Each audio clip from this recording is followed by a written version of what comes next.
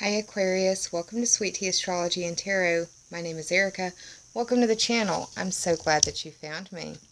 This is your mid-February 2017 reading where I'm going to pull you some extra tarot cards. I'm going to pull you an oracle card from the Healing and Meditation deck. I'm also going to pull a card from the Sage Goddess Gemstone deck and the Divine Circus Oracle deck. But before I get started with that, I have one thing that I want to mention to you that I forgot to bring up during your February astrology video. So, Aquarius, why don't you sit a spell so we can talk about your stars? Now, on the 27th or 28th of the month, depending on where you live on the planet, there's going to be an exact opposition of some major players in the sky. It's going to feel like a tug of war between two of the main parts of your life. So what's going to happen is we've got Mars, the planet of energy, impulse, and aggression, paired up with Uranus, which is the planet that represents change, rebellion, and liberation. It also represents shocks and surprises. And we have the planetoid Eris, which is known as the warrior goddess planetoid. It was originally named Xena when it was first found. That was its temporary name. Throwback to that 1990s series, Xena Warrior Princess. Eris is also known as the goddess of discord, the goddess of war, or Aries' little sister. All of these energies are in Aries, and Mars rules Aries. So this is a very powerful, potent side of this tug of war that's going on. On the other side, we've got Jupiter in Libra. Jupiter is a gas giant. Wherever Jupiter goes, it expands and makes wherever it is bigger, be it for good or for bad. Now, this is going on between your 3rd house and your 9th house, Aquarius. The Aries energy is in the 3rd house. The Libra energy is in the 9th house. 3rd house is ruled by Gemini on the astrological wheel. That's the house of your communication, your short distance journeys, dealing with your siblings, cousins, and neighbors or people in your neighborhood. Communication is kind of a big deal because it can be how you speak, how people interpret you, and how you interpret others. Also, how you digest and consume information and media. It also speaks to your communication devices and how you get your message, voice, and ideas out into the world. It deals with your commute. It deals with not only the path that you take, but also the vehicle that you use. Now, the Libra side of the energy is occurring in your 9th house. And the 9th house is ruled by the zodiac sign of Sagittarius. And it's the house that I like to think of as your worldview expanded through study or travel. So this is the house of higher education, study of religion, philosophy, foreign language, astrology, legal system matters, political system matters. This is also your adventures in questing. This is the house of foreign people, foreign places, and foreign things as well. So there will be a tension between that 3rd house and that 9th house. It'll bring up ideas, or it'll bring up the feeling of later regrets. And what I mean by that is you'll probably want to count to 10. You will probably want to remain grounded. And you will probably want to use the energy or else it will use you. What I mean by that is if I were you, I would be exercising as much as possible. That way the aggression wouldn't come out through my communication or through my driving, because you may be very prone to road rage at this point in time, at the end of February, Aquarius. And forewarned is forearmed, so I wanted to let you know about that. Now, understand that because Uranus is your ruling planet, you may be experiencing headaches or difficulty with the head. If you are dealing with anybody that has strong Uranian, Aries, Aquarian, Martian, or Scorpionic energy, they may be dealing with headaches or issues with the head as well. Understand that there are some possibilities that come along with this. There are possibilities in confrontations occurring, and those confrontations could escalate into arguments. Also understand that there could be eruptions going on, and this can be geophysically through like earthquakes, possible tsunamis, or volcanic eruptions. It could be political, or it could be social as well. It could be a very shocking time for you, not only in your personal life, but also in the world around you. So, just like I've said, forewarned is forearmed. Uh-oh. And, sorry, distracted. And, okay, I'll leave my wrist alone. But yeah, just understand that's the energy that's at play and what you will be facing and dealing with. And as long as you know that it's coming, you can work with it, or at least know that people are going to be a little bit more volatile. So breathe through it. Full and total disclosure, I had already recorded your video and the Pisces video and was uploading them to YouTube, but something happened along the way. I don't know what, but it just did not fully upload. And I retried and retried, and it wasn't happening. So as opposed to doing that, I just said, alright, there's a reason why this is happening, and I deleted them. So this is the second time that I've recorded this Aquarius message. I assume that either the first one is no longer relevant or resonant, or there was just something that I needed to talk about that maybe didn't get talked about in the other video, which is perfectly, probably totally honest. Completely real, probably happened. I can be pretty scatterbrained sometimes. Like right now. Let me take this time to remind you that this is a general reading, Aquarius, and what that means is that for some of you, this reading may not resonate, and if that's the case, that's fine. You are more than just an Aquarius, and what I mean by that is that you have a birth chart, and in that birth chart, you have 12 houses. There is a ruler for each of those houses, and that's one of each of the 12 zodiac signs. So you have a little bit of each of the zodiac in you. And to generate your natal chart, you've got to Google the words natal chart, free natal chart. And then you can type in your birth information. Use your exact information off your birth certificate so that your chart will be correct and the information that you get from it is correct as well. Once you generate that chart, you can get on YouTube or other websites that will show you how to read your chart. But if you're still confused and don't know what your signs are or what the deal is, you can send me a screenshot of your natal chart, and I will do my best to respond as soon as possible back with your moon and rising sign information, because I feel like that's something that everybody should know about themselves. So, now that that's out of the way, I'm going to transition over, well, I didn't tell y'all the email you could send it to. You could send it to sweettastro@gmail.com. Like I said, a little scatterbrained. Alright, so I'm going to be pulling a card from the Sage Goddess Gemstone Oracle deck for y'all. And I'm also going to be pulling a card from the Divine Circus Oracle deck by Elena Fairchild.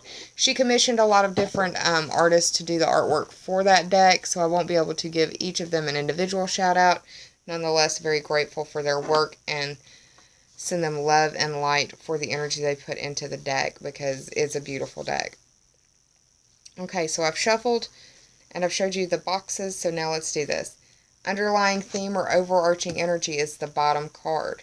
The top card represents the present. The second card represents the past. The third card represents the possible obstacles. The fourth represents the possible help. And the fifth represents the possible outcome.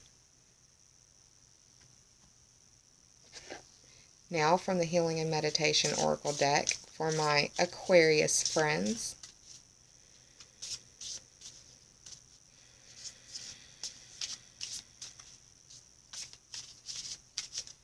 If I were y'all, I would go back and check out the Aquarius videos during the eclipses back in late August and September of 2016.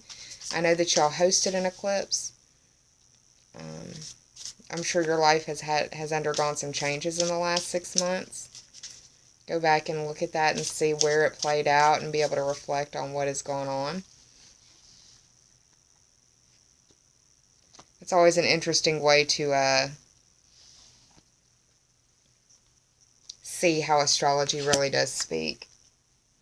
And like a verification kind of thing too, you know. From the Sage Goddess Gemstone Oracle deck for my Aquarius friends and viewers.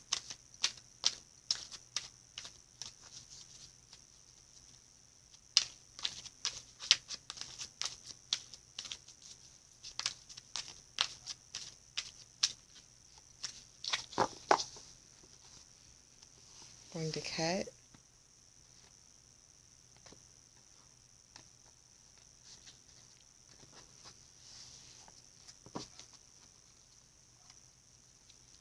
Top card. And finally, from the Divine Circus Oracle. I love even the back artwork looks like the, it reminds me of the American Horror Story Freak Show, the circus series that they did.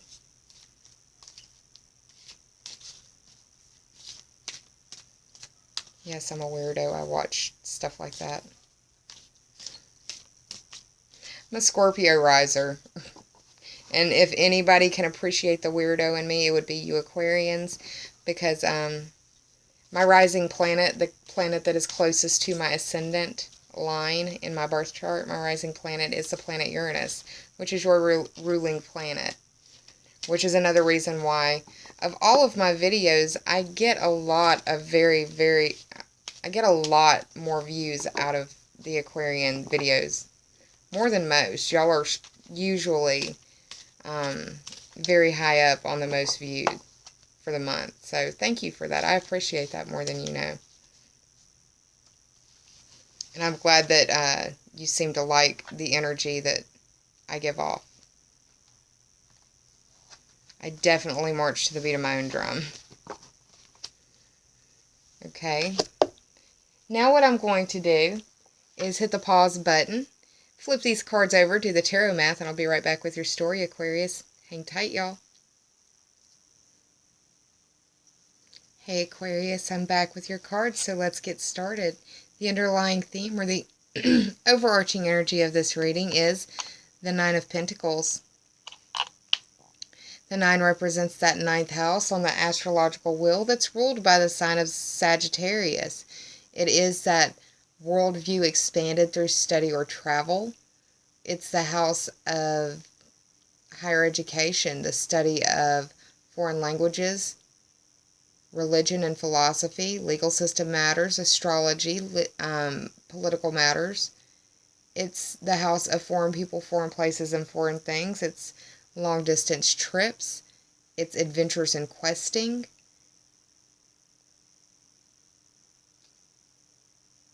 The Pentacles represent Earth sign energy. Earth signs are Taurus, Virgo, and Capricorn. Can also represent your money or resources. Resources can be your health, your time, your energy, your love, your devotion, anything you would expend on another situation that you care deeply about or a person that you care about.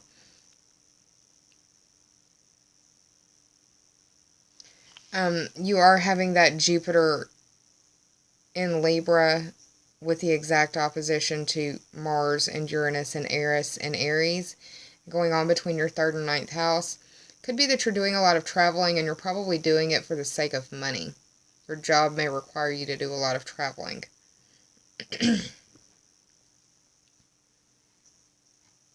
Which is nice. This card, I like to think of her as the Minor Arcana Empress card.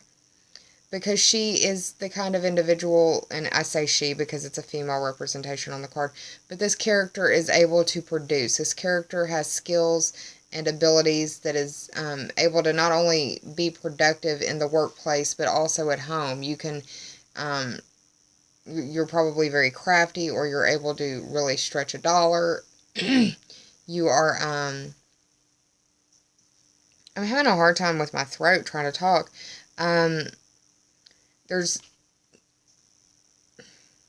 I've been coughing all day, and I understand now why. It's not just the temperature. They've been doing an open burn in Barksdale, and it aggravates and irritates my lungs. I've dealt with smoke inhalation, and there was damage to my lungs in the fire. It's the way that it is. But sorry about that. This card, able to make her surroundings more beautiful just by being her or doing her thing. You aren't having any, well, you are, because Jupiter's in the 9th house. So you are probably, if you're not going to school, you're probably wanting to travel. If you're not doing that, you're learning through some means. It could be that you are studying astrology or following something like this video right here. And if that's the case, hi y'all. The card that represents the present is the Strength card. This is the 8th card of the major arcana. The 8 represents the 8th house on the astrological wheel, and that house is ruled by Scorpio. That's the house of life, death, and rebirth. It deals with sexuality and instincts, primal, basic, or human. It also governs transformation, metamorphosis, and regeneration. It also speaks to other people's money. Other people's money is money that's coming to you through either the work of someone else, through their hourly wage, or like a tax return, or a scholarship, or a grant, a loan, inheritance, something like that. It's not where you went in and punched a clock. The Strength card in itself is representative of the sign of Leo. We are having a lunar eclipse at 22 degrees of Leo. It's occurring in your 7th house. You've got a couple of 7s that have shown up in the reading as well, which is interesting.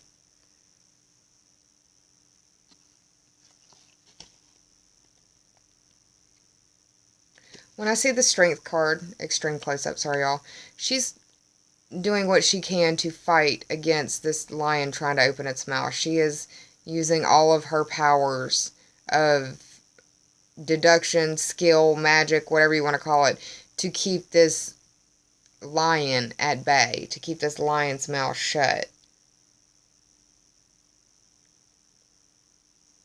This card is about expressing or exercising your talent. It could be that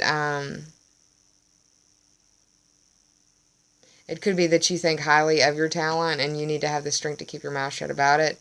It could be that other people think that you have an immense amount of talent and you need to have the strength to not let it go to your head, is another way to look at it.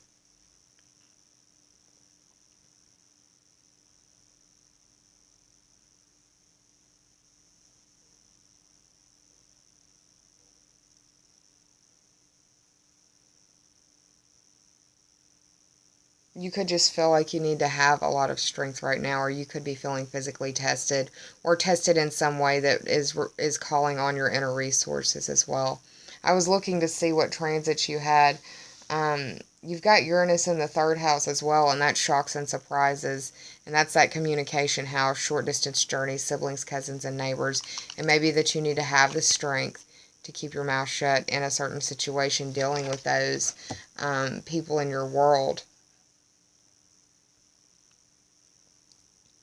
And the card that is in the past position is another major arcana card, and this is the Chariot. It's the 7th card of the major arcana. 7 speaks to that Libra-ruled house of partnerships and relationships and how you identify who you are as an individual through those interactions with those people that you deal with on a very regular basis. They can be intimate relationships, but they can also be familial or business partnerships as well. The Chariot traditionally is seen as a Cancer card, but I see it more as a Gemini card. But it goes even further than Gemini. I see this as the duplicitous signs card. So Gemini with the twins, Libra with the scales, and Pisces with the 2 fish. But Gemini, because the Chariot is a means of transportation, a means of getting from point A to point B, and Gemini rules that house of communication and that getting from point A to point B.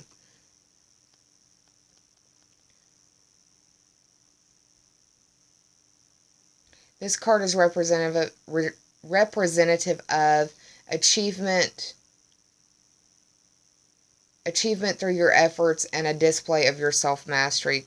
What I think about like that is the holding of the reins, trying to keep it all on the wheel, or all on the wheel, trying to keep it all on the road. I wish I could, I haven't been this tongue-tied all night, but it's getting late and I'm getting tired. I'll be real.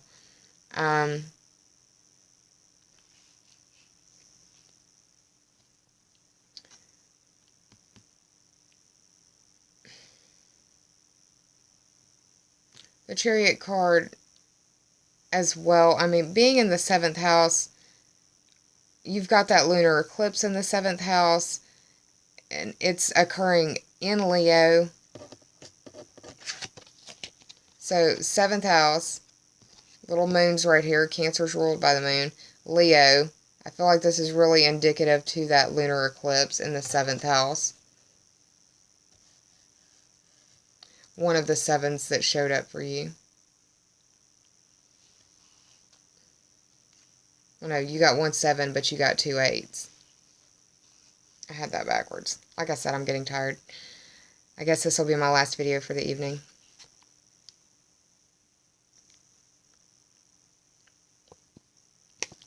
The Chariot could also, I mean, because this is in the past situation, you could be dealing with a Gemini from the past, a Libra from the past, or a Pisces from the past. It could be that you need to have the strength to face that situation because you took off or ran away from it. If that's the case, then be in your integrity, Aquarius, and do what you need to do to rectify the situation and make it right. You're going to be experiencing a Venus retrograde in that 3rd house. It'll be going from the 3rd house to the 2nd house, so it'll be communication and your values, the things that you care about most, the things that you want closest to you. What's the obstacle position card is the 8 of Cups. The 8 speaking to that Scorpio ruled house of life, death, and rebirth, transformation, metamorphosis, and regeneration. Your instincts, that would be primal, basic, or human, sexuality, or other people's money. The cups represent water sign energy, that is Cancer, Scorpio, or Pisces.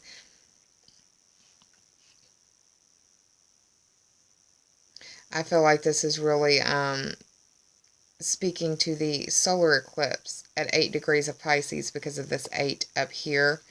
And the solar eclipse is a new moon solar eclipse that's occurring in your 2nd house on the 25th or 26th. This card is indicative of walking away. And it may be a fire sign or someone with a lot of fire sign energy or very fiery, just as having a disposition, turning their back and walking away on something that they've put a lot of time and energy into, but it's just not worth it anymore. It may be because the other person isn't willing to work with them. It may be because the other person is moving on to another individual or another situation. It could be that you're moving on to another situation. You are having that lunar eclipse in the 7th house.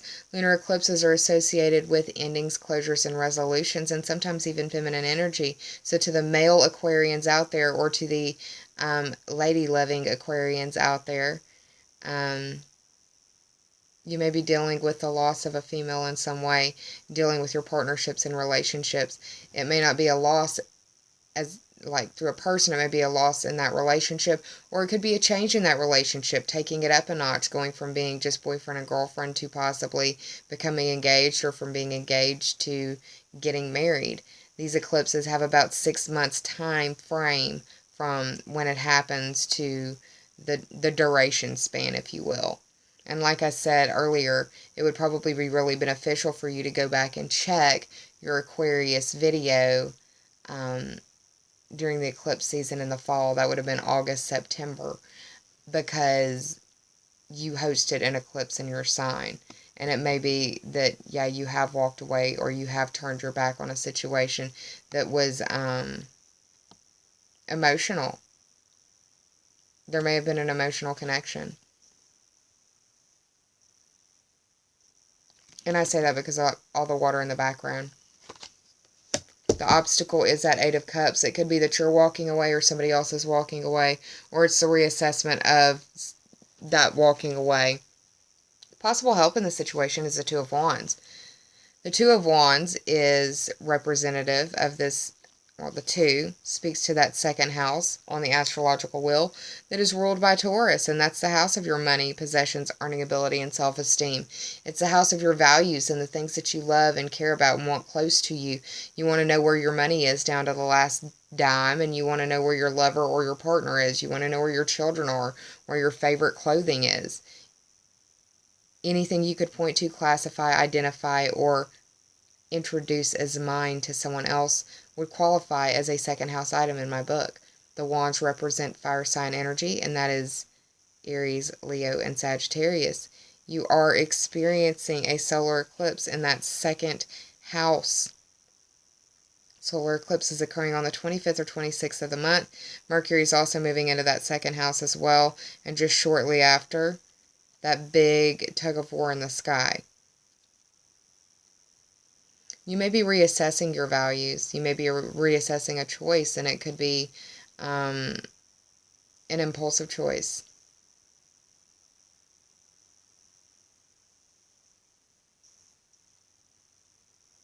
You may be feeling like you're being tied down, and there are some of you that may not like that. Aquarians, you like your freedom. And do better when you don't have a noose around you, or chains around you, or feel like you've got that ball and chain, weighted down sort of situation. It could be that you're looking at doing a lot of traveling. It could be that you would rather travel than be tied down in a situation or a relationship. It's a reassessment. There is a solar eclipse bringing in new growth, new energy, and new light in that second house of values and possessions, earning ability, and self-esteem. So if it's not in a relationship or dealing with your money, then it may be that you're trying to decide on which workout regimen you're going to be doing.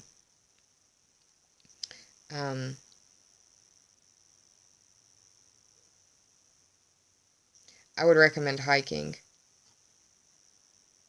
And I say that because of this wand in hand. It looks like a hiking stick. That's just me, though. It looks like there's a decision to be made, and there looks to be a clear favorite of the 2. One isn't even being paid attention to anymore.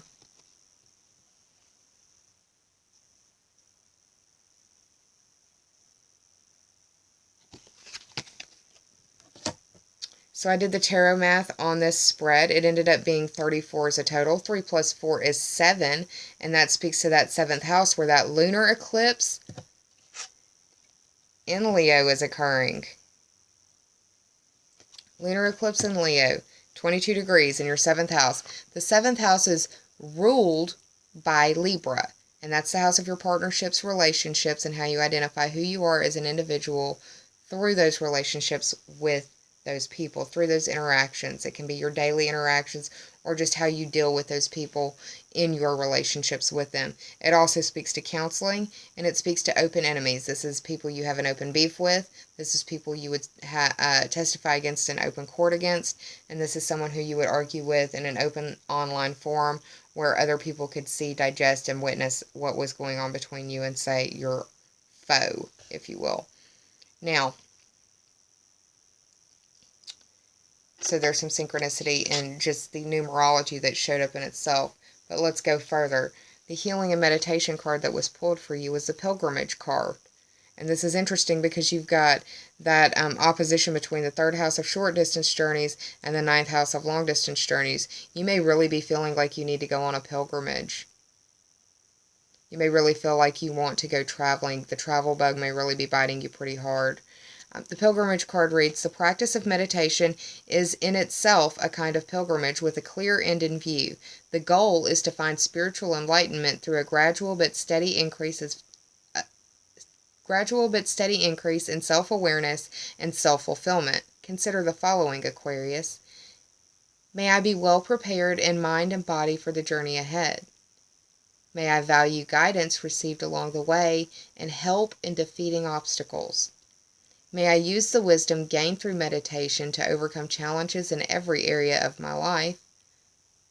May I rejoice in reaching the destination. Which is more valuable, the journey or the destination? I would be willing to argue the journey. The next card is from the Sacred... I was going to say Sacred Rebels, y'all. This is from the Sage Goddess Gemstone Oracle deck.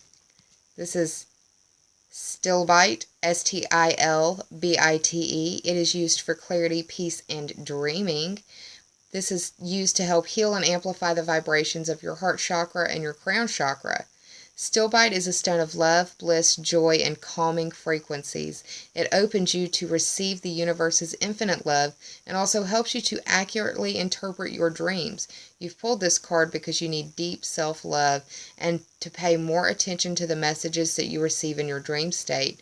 Meditate with Stilbite to feel blissful, balanced, and insightful.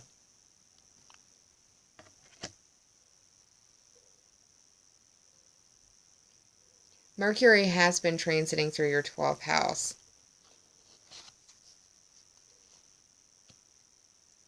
But will have made it through to the first house by the first week in February. So if you're watching this in January, I highly suggest you do a dream journal. If you're watching this in February and we haven't met that Mercury transition to your first house, then I suggest doing a dream journal as well. Now, the final card that was pulled for you from the Divine Circus Oracle by Elena Fairchild is the 38th card of this deck. It's called Gypsy Columbine.